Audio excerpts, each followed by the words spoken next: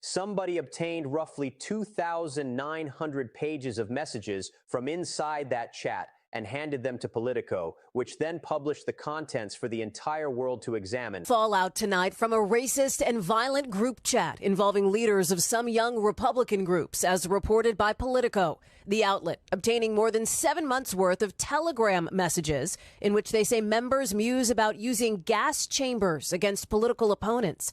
"I'm ready to watch people burn now," one person responds. Another describing rape as epic. The chat includes anti-Semitic comments and racial slurs against Black, Latino, Asian people, and other epithets used more than 250 times, according to Politico. The outlet says one person, after being told backers would support the most right-wing candidate for a leadership role, responded, "Great, I love Hitler."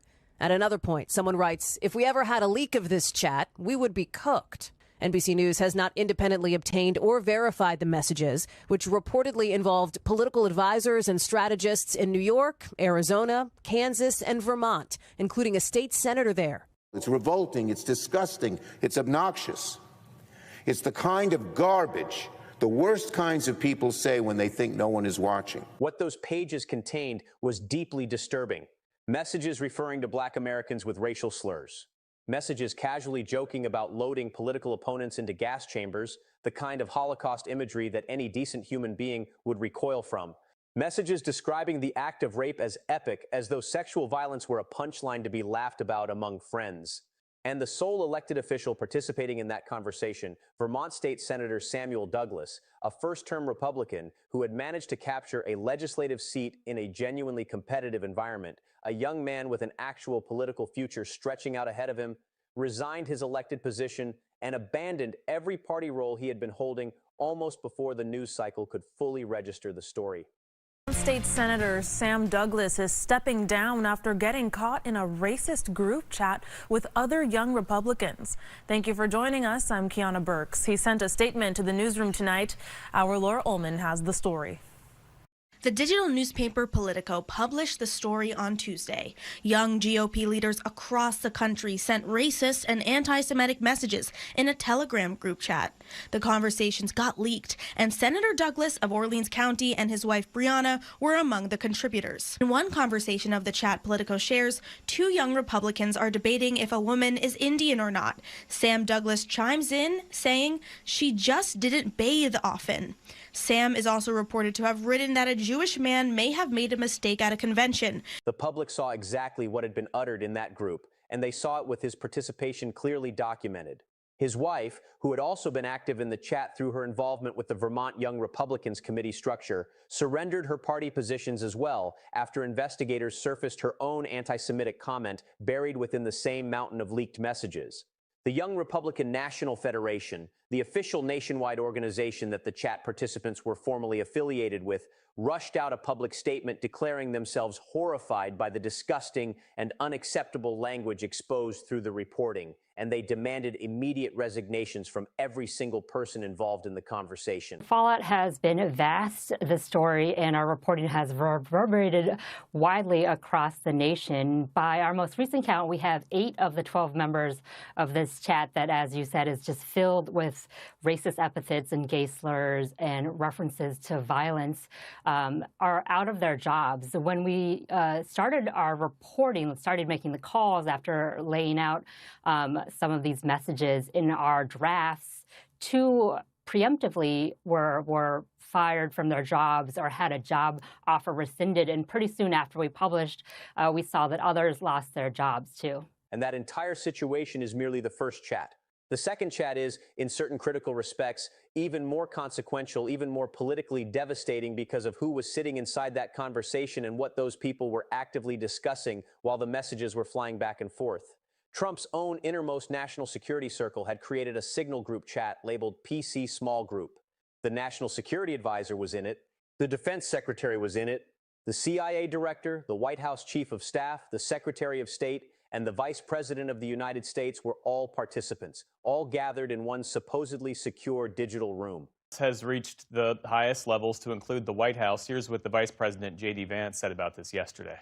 The reality is that kids do stupid things, especially young boys They tell edgy, offensive jokes like that's what kids do. And I really don't want us to grow up in a country where a kid telling a stupid joke, telling a very offensive stupid joke, is cause to ruin their lives. So people can read your reporting and decide for themselves if these were kids telling stupid jokes. But who were the people in this chat, and what positions did they hold within Young Republicans? Right, so this is a slate of Young Republican Club leaders who were in positions of power and influence. By Young Republicans, we're not talking about kids here. We're talking about a membership that is as old as 40. So by and large, could be the vice president's peers and peers to a lot of folks who are working on the Hill in Congress. We had top aides to New York state legislatures. We had a sitting state senator. And what were they discussing? They were coordinating the real-time timing and logistics of American military airstrikes targeting Houthi positions inside Yemen. Live operational details about bombs falling and targets being struck, transmitted through a consumer messaging application. And then, because of a catastrophic contact list error on a staffer's phone, they accidentally added the editor-in-chief of The Atlantic magazine directly into that group. A journalist, a member of the press corps, was now sitting inside the war planning chat, reading the strike timing messages as they arrived in real time, watching the defense secretary type out exactly when the first detonations would occur. And then that journalist did exactly what journalists are supposed to do. He published everything. So today, we are going to examine both of these leaks in detail, looking at what was actually contained in those messages, what happened in the immediate aftermath once the content spilled into public view, and what the combined impact of both scandals landing simultaneously reveals about the current state of discipline, judgment, and genuine accountability inside Trump's world at every single level of the organizational structure. Now, at least 3 people involved in the chat are reportedly out of a job. The Kansas Young Republicans deactivated, and many condemning the hateful rhetoric. Disgusting. If they have government jobs, they should be fired. It's reprehensible. Vice President J.D. Vance today downplaying the messages. I really don't want us to grow up in a country where a kid telling a stupid joke, telling a very offensive stupid joke, is cause to ruin their lives. We're not canceling kids because they do something stupid in a group chat. In an earlier post, Vance says he refuses to, in his words, join the pearl clutching, saying what's far worse are the violent text messages that have upended Virginia politics. The Democratic candidate for Attorney General there in 2022 suggesting one of the state's top Republicans should get, quote, 2 bullets to the head. Jay Jones, days ago, apologizing. I am deeply, deeply sorry. I should have never done it. It's very embarrassing to me, and certainly I regret it. As for the Young Republicans chat, the national board says anyone involved should resign, and the governor of Vermont is now calling on a state senator there to do just that. That lawmaker has publicly apologized, but stopped short of stepping down. Let me establish the context for each story independently before we merge them together, because these are distinct situations with distinct implications, even though they ended up sharing the same news cycle and feeding the same overarching narrative about secret communications and devastating breaches of trust inside Trump's political and governmental apparatus. The Young Republican chat story is fundamentally a story about the base, about the kinds of things being expressed in private online spaces by younger Republican activists and party functionaries when they are confident they are surrounded exclusively by people who share their worldview and who will never judge them for speaking candidly. The Signal chat story is fundamentally a story about the top, about the senior most officials in the land who are supposed to embody the highest standards of discipline, the most rigorous operational security consciousness, and the most meticulous care regarding how they communicate about matters that involve national security and the lives of American service members. Both leaks dragged into the sunlight material that was never intended for public consumption, and in both cases, the resulting fallout was instantaneous, severe, and politically damaging in ways that Trump and his communications team could not simply wave away with a dismissive press release or an angry social media post. Let us begin with the Telegram situation. Politico's investigative reporting on the Restore War Room group described a private chat environment populated by young Republican leaders drawn from New York, Kansas, Arizona, and Vermont. Party officials who, by virtue of their formal positions and titles, were supposed to serve as the public-facing representatives of the Republican youth movement and its aspirational future. The very name of the group, Restore War Room, gives you an immediate taste of the self-important, combative, militaristic energy the participants were cultivating among themselves. But then you open the messages themselves, and an entirely different, deeply disturbing reality comes flooding out.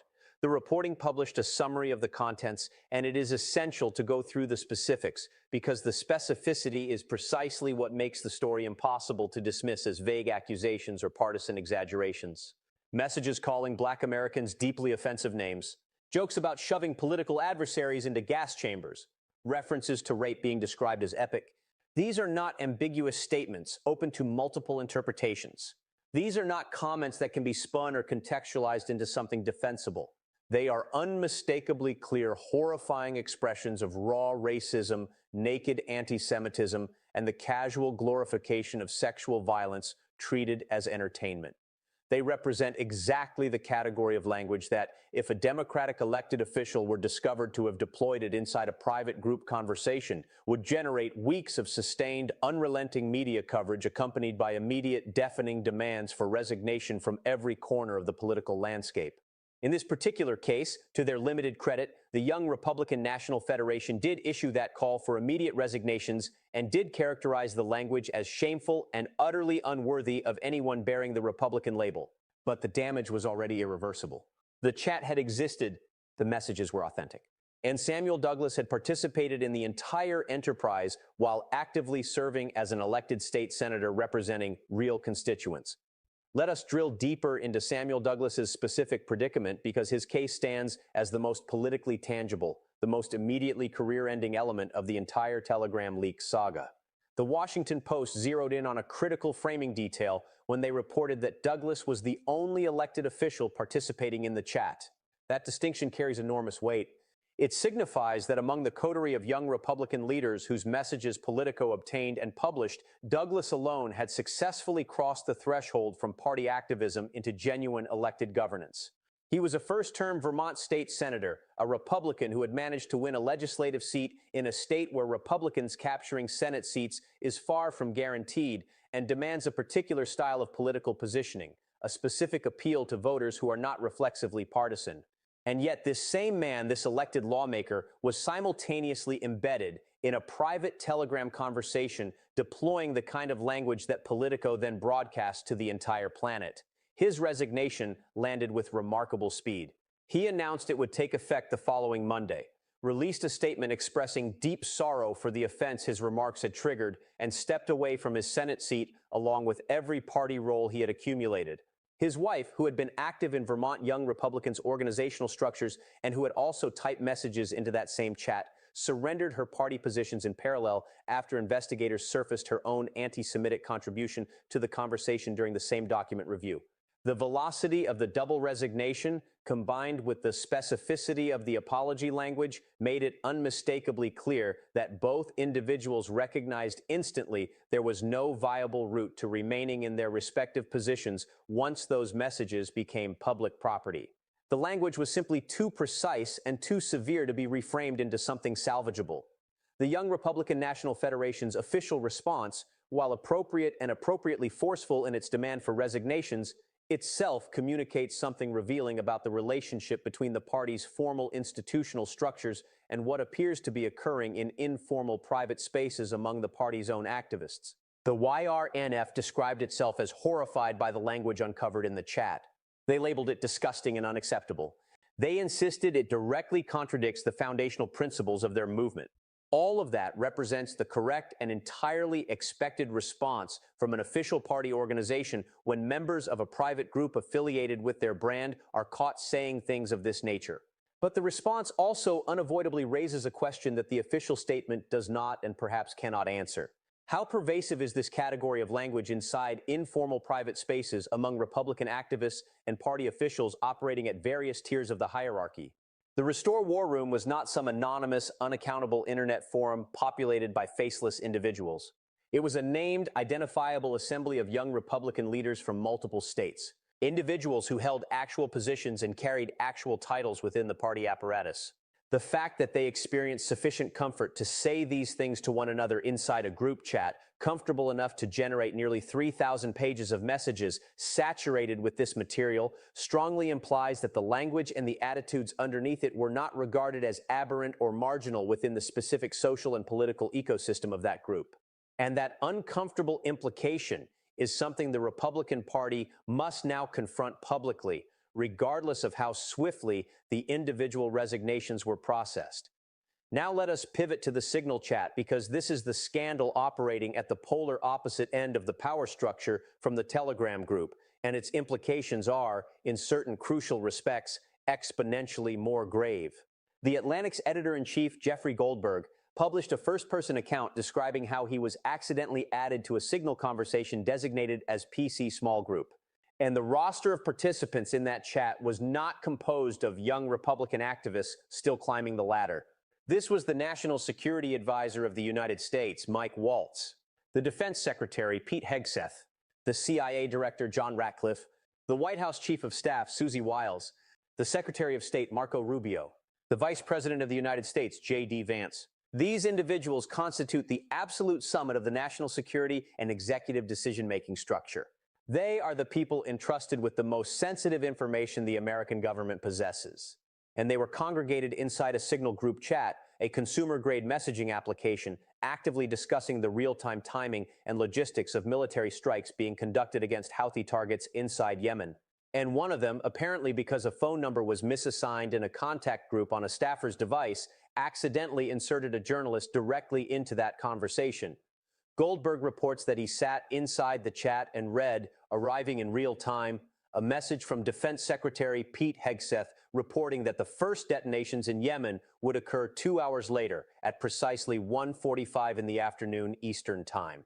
A Senate-confirmed cabinet official inside a Signal chat that a journalist was unintentionally monitoring was typing out the specific time of an active, ongoing military operation as American pilots were en route to their targets. And then Goldberg published the account for the entire world to read. Trump's reflexive response when this story broke was to insist, loudly, repeatedly, and with maximum confidence, that the whole affair was not a big deal. He informed NBC that a staffer working in Waltz's office had mistakenly inserted Goldberg's number into a contact grouping, and that the journalist ended up inside the conversation purely as a consequence of that administrative error, not through any deliberate breach or intentional decision to welcome a member of the press corps into national security deliberations. He maintained that Goldberg's accidental inclusion exerted zero impact on the military strike being coordinated. He insisted there were no war plans and no classified materials circulating inside the chat, that the discussions had not reached the threshold that would legally mandate a more secure, formally classified communications platform. He told Fox News that Waltz was not being terminated, that the entire episode was merely a mistake, and that Waltz had absorbed a valuable lesson from the experience. That was the administration's official posture, stated with clarity and repeated across multiple media appearances. But there exists a fundamental problem with the no big deal framing, and it is a problem that numerous officials and commentators from both parties articulated with precision rather than permitting the administration's minimization to go unchallenged. The central issue is not primarily centered on the narrow question of whether the specific operational details exchanged in the Signal chat met the formal legal definition of classified material. That is a tighter inquiry with a tighter answer, and it misses the larger concern. The larger concern is that the national security leadership of the United States of America, the precise individuals who are supposed to represent the pinnacle of operational discipline, the gold standard of security consciousness, the most meticulous guardians of sensitive information in the entire federal government, were utilizing a consumer messaging application available to anyone with a smartphone to discuss the real-time timing and logistics of active military operations. And the operational security safeguards surrounding that consumer application were so catastrophically inadequate that a journalist could land inside the conversation purely by accident, the result of a contact list error on a single staffer's phone, and none of the senior officials in the chat appeared to notice his presence. Time magazine documented that the reaction from officials spanning both parties included the blunt assessment that you simply cannot have recklessness occupying the National Security Advisor's chair. Politico's reporting on Waltz's professional future described internal reviews being launched by technical experts and legal teams as the administration scrambled to grasp the full dimensions of what had transpired and what the prospective legal and operational consequences might ultimately be. The mere fact that a formal review was ordered constitutes a meaningful institutional acknowledgement that something went seriously, perhaps dangerously, wrong. And the political insistence from Trump that Waltz would keep his job and that the whole thing was merely a minor issue represented a political response to what was, at its core, an authentic operational and institutional accountability crisis. It was a response calibrated to manage the immediate news cycle without resolving the underlying and deeply troubling question of why the most senior national security officials in the country were communicating about active military operations in a fashion that enabled a journalist to read their messages as they arrived. And here is the specific, excruciating detail that makes the Signal chat story especially resistant to the administration's preferred damage control. The problem extends beyond the mere fact that a journalist accidentally ended up inside the conversation. The problem is that the journalist ended up inside the conversation, absorbed what was being discussed in real time as it was happening, and subsequently published a meticulously detailed and thoroughly documented account of precisely what he read. That constitutes a complete and total breach of operational security at the most senior stratum of the national security apparatus. The individuals in that chat were not exchanging hypothetical scenarios or abstract strategic concepts. Hegseth's message about specific detonation timing was concrete enough that any person reading it would have known exactly when and where a military operation was unfolding. And that level of specific operational detail was sitting inside a chat with insufficient access controls, a chat that a journalist could penetrate by accident because of a contact list error on a staffer's personal phone. That is not a minor process failure. That is a fundamental collapse in how the most senior national security officials in the United States government are managing the communication security surrounding active military operations where American lives are in motion. Here is what these two scandals signify when examined together and separately. The first major takeaway concerns what the Telegram chat exposes about the widening gap between the Republican Party's carefully curated public brand and the language that flows freely through private informal spaces within the movement's own infrastructure. The Young Republican National Federation characterized the language as shameful and unworthy of anyone carrying the Republican banner. That assessment is accurate and the statement represents the appropriate institutional response. But the YRNF issuing a statement that effectively condemns its own members' private speech as shameful is itself an implicit admission that the private spaces within the movement are generating language and attitudes that the movement's public presentation must explicitly and emphatically disavow. That tension raises genuinely disturbing questions about the culture being nurtured in the informal online spaces where the next generation of Republican activists and future officials is being formed and socialized. Samuel Douglas resigned his Senate seat and surrendered his party positions, but Douglas was merely one participant among many inside that chat. The others have not all disappeared, and the attitudes crystallized in those thousands of messages do not magically dissolve when the official party apparatus demands resignations. They persist in the culture that generated them, and they will continue to shape how the individuals who hold them engage with politics, with public policy, and with the communities they aspire to one day represent. The second major takeaway concerns the Signal chat and what it lays bare about the operational culture prevailing at the summit of the Trump national security apparatus. The immediate and instinctive response from Trump and his allies was to minimize, to insist that no classified information changed hands, that the military operation proceeded unaffected, that the entire episode amounted to nothing more than a staffer's innocent mistake. And that minimization strategy succeeded in its immediate political objective of preventing the story from completely dominating the news cycle. But minimization does nothing to resolve the underlying operational issue that the Signal chat represents. The most senior national security officials in the United States government were utilizing a consumer messaging application to coordinate active military strikes. The security protocols enveloping that application were so porous that a journalist slipped inside the conversation by accident, and the high-ranking officials participating in the chat apparently failed to detect the journalist's presence. Each of those individual elements constitutes a serious operational security failure when examined in isolation. Examined collectively, they paint a portrait of a senior national security apparatus that is not operating with the communication security discipline that the sensitivity of its work absolutely demands. And the fact that Trump's response was to declare that Waltz had learned a lesson rather than to initiate a comprehensive investigation and rigorous accountability process communicates something deeply revealing about how this administration conceptualizes operational security and institutional accountability. The third major takeaway involves the combined political effect generated by both leaks detonating within the same narrow time window and producing simultaneous, mutually reinforcing waves of negative coverage. Because the political damage inflicted by two concurrent scandals is not a matter of simple addition, it multiplies. The damage becomes exponential in terms of the narrative crisis it manufactures. In Washington, the management of political damage is fundamentally a function of communications bandwidth and news cycle dominance.